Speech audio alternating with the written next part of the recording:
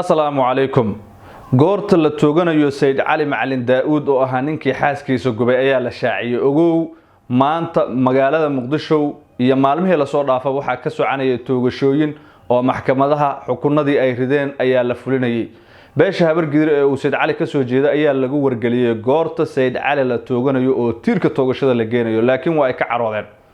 kiiska luul ee baa u raxmadee 2 sano ku dhawaad ayuu markaas iska daba jiitamayay ninkana 3 heer darajo maxkamadeed ayaa ku xukumay dil toogasho ah ugu dambeyn waqtiga la tooganayo ayaa la shaaciyay sidoo kale maxkamadda ciidamada qalabka sida muddooyinkii ugu dambeeyay waxa ay fulinaysaa toogashooyin dadkii horay dilalka u geystay Said Cali waa la shaaciyay waqtiga la tooganayo mowduucaas aan eegayna muuqaalka like star channelka subscribe soo waa mahadsantahay saaxiib hagaag dawladda federaalka ee Soomaaliya oo qaadatay dhulkii iskuul booliisiya ee xadadka qisaasta ah lagu fulan jiray ayaa waxa ay khasabtay in sanad iyo wax dheer aysan wadanka ka dhicin wax toogasho ah taas oo keentay in xabsiyada ay buux dhaafaan ama ay ceegaagaan rag dambiyadii lagu eedeeyay lagu helay oo lagu xukumay dil toogasho ah dadkaasi waxa ka mid ah Said Cali Macalin Daawud oo xaaskiisa in uu dilay lagu eedeeyay laguna cadeeyay ugu dambeynna maxkamadaha dalka sida tan gobolka Banaadir mid racfaanka iyo maxkamadda sare ee dalka dhamaantood ay ku wada xukumeen dil toogasho ah Said Cali xabsiga dhexe ee Xamar wuxuu ku jiraa sanad iyo wax ka badan waxaana la xukumay horaanta bishii February sanadii 2024 sanad iyo wax dheer oo xabsiga ku jira dadku waxay isweydiinayaan goormee la tooganaya reerkiisa ayaa hadda lagu wargeliyay ilo hoose oo noo waramay waxay sheegeen in lagu wargeliyay waqtiga rasmiga ah ee toogashada maxkamadaha dalka qaybahooda kala duwan sida tan gobolka Banaadir iyo midda ciidamada qalabka sida xukunnadii ay rideen ayaa maalmahan toogashadooda si weyn ay u socotay raggan aad arkaysaana waxay ka mid yihiin raggii lagu eedeeyay shabaabnimada iyo askartii dawladda ee dilalka bareerka ah geystay oo maalmihii ugu dambeeyay qisaastooda ay socotay muuqaaladan oo dhameystiran oo maxkamadda ayaan kula wadaagayaa sidoo kale waxaan kula wadaagayaa Said Cali waqtiga la tooganayo oo la shaaciyay oo reerkiisa lagu wargeliyay balse marka hore ila daawo muuqaalkana like star channelkana subscribe soo dheh mar kale iyo tabinaan ku dul istaagayno sharwadayaasha wajahaya tiirka cadaaladda si markooda ay u dareensanaan xawnadii nafta ay ku dhaafiyeen kuwii ka mudnaa nolosha ee aan ummadda dhibaatada ku ahayn Abuukar Axmed Maxamed Anwar oo Shabeellaha Dhexe Masaajid Cali Guduud ka soo jeeda waxa ku maqan uu nafta dhaafiyay marxuum Cabdi Cabdulle Cismaan isla goobta falka uu ka dhacay ayana ka qabteen ciidamada amniga ee goobta ka agdhawaa isagoo dhaawac ah 22 bishii 6 2022 goobtuna waxay ahayd degmada Daynile waliba agagaarka argada dacwad ciqaabeedkiisa ayaana loo fariistay 19 bishii 7 2022 dhageysi kadib wadatashi dheer oo ay yeesheen garsoorka maxkamadda darajada koowaad ee ciidamada qalabka sida ayaa go'aan ku soo saaray taariikhdu markii ay ahayd 23 bishii 7 2022 xukun dil toogasho ah oo lagu riday Abuukar Axmed Maxamed taasoo ahayd qisaasta marxuum Cabdi Cabdulle Cismaan Xasan Cali Xuseen afgarishiisu tahay garaad ayaa isna kamid ahaa shabakad loo abaabulay tan 2020 inay arbushaan caasimadda kooxdiisa waxay arbusheen baraha ciidan Balaaksi Xoosh Weydow Ex Control Afgooye xaafadda Galmudug macaani iyo jid mareexaan oo ugu dambeyn lagu soo afjaray kooxdan 7 bishii 2022 garmaqal ay wadaag kula hayeen saaxiibadiisa shabakadda kala tirsanaa ayaa garaad lagu helay inuu dilay marxuum Cabdiraxmaan Cabduqaadir Cabdi oo ahaa askari ka tirsan militariga dilkaasi oo ka dhacay wadada u dhaxaysa Fagax iyo Hotel Guuleed ee Muqdisho xukun dil toogasho ah ayaana lagu riday 17 bishii 2022 raacfaan loo qaatay maxkamadda sare ee ciidamada ayaa mar kale ku soo dhamaaday dil toogasho ah oo lagu raacay maxkamadda darajada koowaad 17 bishii 2023 qawaaritu dugsi male xigtaa u xushan xididna iska daa warkiisa soo kaaga ma filna inaad maqasho qawaarij Xamza Jilaani Cabdullaahi Abtiga inuu qarax miina gaarigiisa ugu xiray qofkii uu ku noolaa hooygiisa loona soo dhaweysay inuu qaraabo lahaa xaaska guriga lagu qabo sheekadaasi waxa ku baxay kuna geeriyooday miinada Allah u naxariistay marxuum Xasan Cusmaan Cali Xasan Biyotoni oo ahaa taliyihii nabad sugidda deegaanka Buufo Bacaad ee gobolka Shabeellaha Hoose falkan 10 bishii 6 2023 ayaa loo maxkamadeeyay Xamza Abtiga 29 bishii 8 2023 isla sanadkaas maxkamadda darajada koowaad ee ciidamada qalabka sida ayaana xukun dil ku riday Xamza Jilaani Cabdullaahi Abtiga maanta ay dhamaantood heleen bedelka dambiyadii ay galeen waxaan lagu fuliyo xukunkii qisaasta ahaa sidoo warbaahinta uu sheegay ku xigeenka xiriiryaha guud ee ciidamada gaashaana dhexe Muumin Xuseen Cabdullaahi oo warbaahinta la hadlay fulintan kadib taariikhdu markay ahayd 19 bishii 7 2022 abbaaro 3 saac subaxnimo waxay maxkamadda darajada koowaad ciidamada qalabka sida u fadhiisatay dacwad ciqaabeedkii loo heestay eedaysane Abuukar Axmed Maxamed Abuukarey Anwar 23 jir ah ina Faadumo Maxamed Axmed ku dhashay Shabeellaha Dhexe kaasoo xafiiska xeeraalinta ciidamada qalabka sida ku soo eedeeyay in uu ka tirsan yahay kooxda argagixisada ah ee Al-Shabaab una qaabilsan yahay qaybta fulisa dilalka qorshaysan ee dhagarta ah oo ka howlgasha gobolka Banaadir isla markaana uu si bareer ah u dilay marxuum Cabdi Cabdulle Cismaan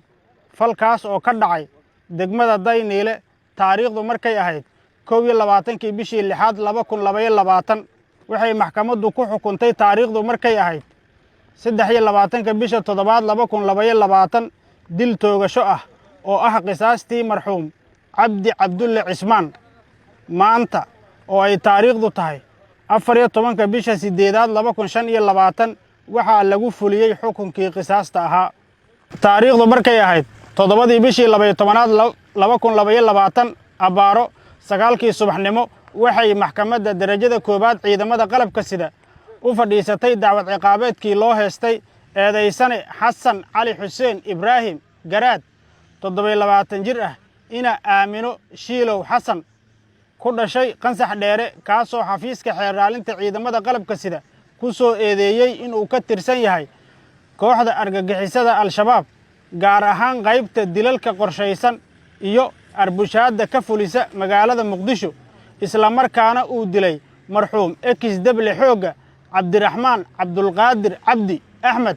falkaas oo ka dhacay inta u dhaxayso isgoyska Tawfiiq iyo Hotel Guuleed ee degmada Yaaqshiid taariikhdu markay ahayd 18 bishii 6 2022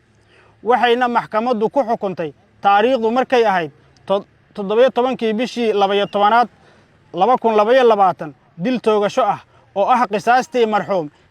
Dable Xooga Cabdiraxmaan Cabdulqaadir Cabdi Axmed xafiiska xeeraalinta ciidamada qalabka sida ayaa racfaan ka qaatay xukunka maxkamadda darajada koowaad ciidamada qalabka sida maxkamadda sare ciidamada qalabka sida ayaa mar kale ku xukuntay dil toogasho ah taariikhdu markay ahayd 17 bishii 12 2023 oo ah qisaastii marxuum Dable Xooga Cabdiraxmaan Cabdulqaadir Cabdi Axmed maanta oo ay taariikhdu tahay 14 bisha 8 2025 waxaa lagu fuliyay xukunkii qisaasta ahaa taariikhdu markay ahayd 29 bishii 8 2023 abbaaro 9 subaxnimo waxay maxkamadda darajada koowaad ciidamada qalabka sida u fadhiisatay dacwad ciqaabeedkii loo heestay eedaysane Xamza Jeylaani Cabdullaahi Owlow abtiga 25 jir ah ina Sahro Xuseen Ibraahim ku dhashay Shabeellaha Hoose kaasoo xafiiska xeeraalinta ciidamada qalabka sida ku soo eedeeyay in uu ka tirsan yahay kooxda argagixisada ah ee Al-Shabaab una qaabilsan yahay qaybta qaraxyada ka howlgasha gobolka Shabeellaha Hoose isla markaana uu qarax miino ah ku xiray gaarigiisa kuna dilay marxuum Xasan Cusmaan Cali Xasan Biyatooni oo ahaa taliyihii nisa ee deegaanka Buufo Bacaad ee gobolka Shabeellaha Hoose falkaas oo ka dhacay degmada Marko taariikhdu markay ahayd 10 bishii 6 2023 waxay maxkamadda darajada koowaad ku xukuntay taariikhdu markay ahayd 13 bishii 9 2023 dil toogasho ah oo ah qisaastii marxuum Xasan Cusmaan Cali Xasan Biyatooni maanta oo ay taariikhdu tahay 14 bisha 8 2025 waxaa lagu fuliyay xukunkii qisaasta ahaa wabillahi tawfiiq fulinta qisaastan oo ay goobjoog ahaayeen gudoomiyaasha maxkamadda darajada koowaad iyo maxkamadda sare ee ciidamada qalabka sida ayaa waxaa sidoo kale halkan ku sugnaa saraakiisha daa'irta ilaamaha amniga fulinta waajibaadka qisaastana waxaa qaatay ciidamada sida gaarka ah u tababaran ee booliiska Haramcad Cabdi Qiyaar maalmo xukun fulin ah fagaaraha cadaaladda waa xirsi furto oo kale fulinta qisaasta mana istaagayso ilaa laga waayo in naf loo gooyo si gardara ah askari ama qawaarij kii doonaba ha geystee maantana waxaa hoos loo diray dhamaacda rasaasana lagu soo gootiyey saabir iyo siyaaf oo fuliyay dhagara ay ku dhinteen shakhsiyaad isugu jiray ciidan iyo shacab cabduqaadir abuukar axmed oo afgarashay u ahayd Nasrudiin iyo Saabir dhagarqaba ay ilmaadeer yihiin ayaa sanadkii 2017 ku tashkiiliyay ka mid noqoshada qawaariijta waxaana lagu daray qaybta jabhadaha oo kala qayb galay dagaalo ka dhacay qaybo kamid ah Shabeellaha Hoose ka hor intaan loo soo bedelin Muqdisho sanadkii 2022 ayaa la baray hababka sida gaadmada ah wax loogu dilo dhagartii ugu horeysay oo caawiye ka ah waxa ay dilka marxuum XW xooga Maxamed Aadan Isaaq oo dhacay 3 bishii 2023 waana degmada Garas Baaley dilkan waxa uu ahaa toobar inuu si toos ah u arko sida dadka loo gaado ilaa ugu dambeyn uu noqday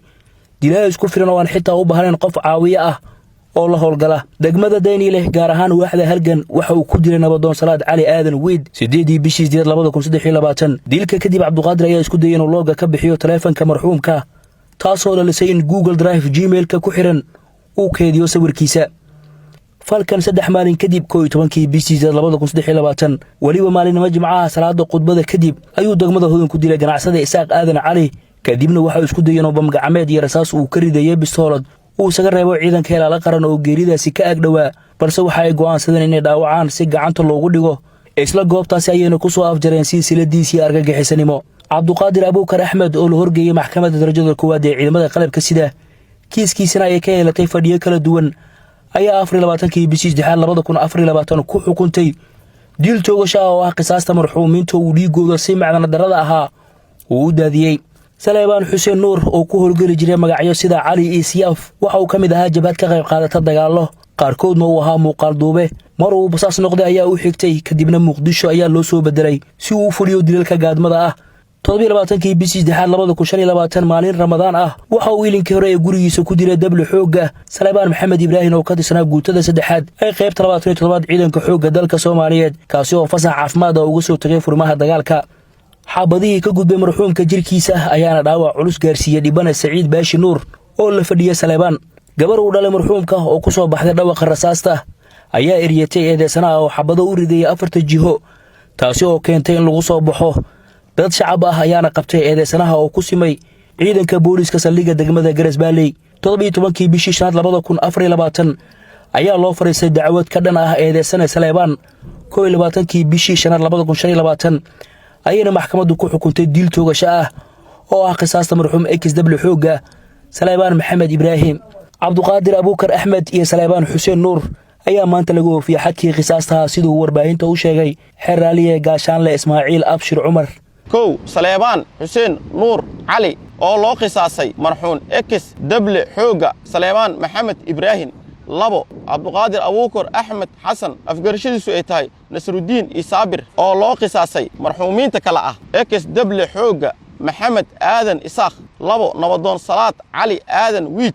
saddex Isaaq Aadan Cali wabillahi tawfiiq gudoomiyaasha maxkamadda ciidamada qalabka sida heerarkeeda kala duwan General Liban Cali Yarow iyo gaashaanle sare Xasan Cali Nuur Shuute ayaa fagaraha fulinta toogashada xaadir ahaa waxaana waajibka fulinta qisaasta qaatay ciidamada booliiska gaarka ah Haramcad Cabdi Fataax Khiyaar warbaahinta qaranka fagaraha cadaaladda waa xirsi furto oo kale fulinta qisaasta mana istaagayso ilaa laga waayo in naf loo gooyo si gardara ah askari ama qawaarij kii doonaba ha geystay maantana waxaa hoos loo diray dhamaacda rasaasana lagu soo gootiyay Saabir iyo Siyaaf oo fuliyay dhagara ay ku dhinteen shakhsiyaad isugu jiray ciidan iyo shacab cabduqaadir abuukar axmed oo afgarashay u ahayd Nasrudiin iyo Saabir dhagarqaba ay ilmaadeer yihiin ayaa sanadkii 2017 ku tashkiiliyay ka mid noqoshada qawaariijta waxaana lagu daray qaybta jabhadaha oo kala qayb galay dagaalo ka dhacay qaybo kamid ah Shabeellaha Hoose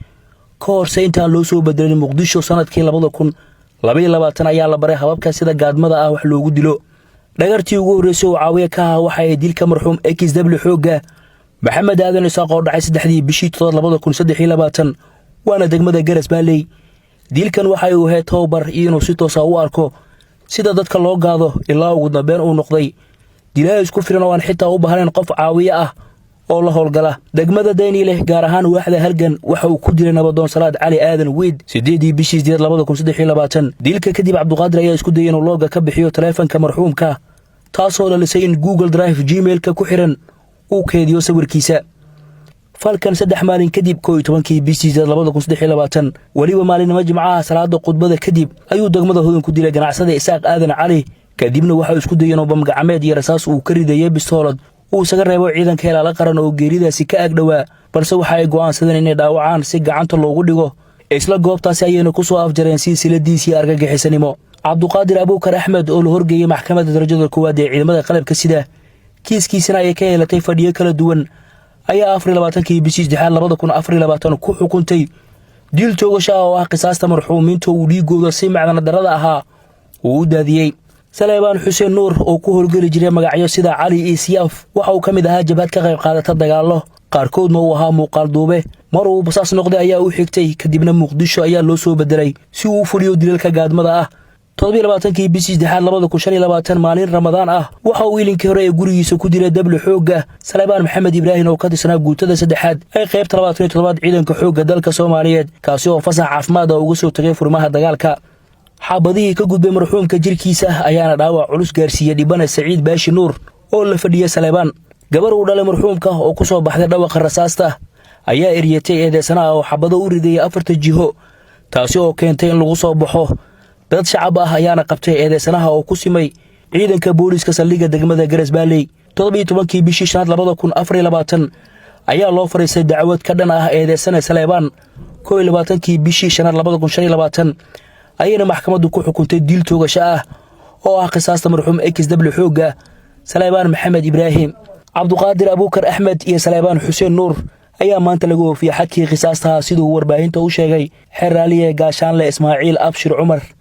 Saleebaan Xuseen Nuur Cali oo loo qisaasay marxuum XW xooga Saleebaan Maxamed Ibraahin. 2 cabduqaadir abuukar axmed xasan afgarashadiisu ay tahay Nasrudiin Isaabir oo loo qisaasay marxuumiinta kala ah XW xooga Maxamed Aadan Isaaq. 2 nabadoon Salaad Cali Aadan Wiid. 3 Isaaq Aadan Cali wabillahi tawfiiq. gudoomiyaasha maxkamadda ciidamada qalabka sida heerarkeeda kala duwan General Liban Cali Yarow iyo gaashaanle sare Xasan Cali Nuur Shuute ayaa fagaraha fulinta toogashada xaadir ahaa waxaana waajibka fulinta qisaasta qaatay ciidamada booliiska gaarka ah ee Haramcad. Cabdi Fataax Khiyaar warbaahinta qaranka fagaraha cadaaladda.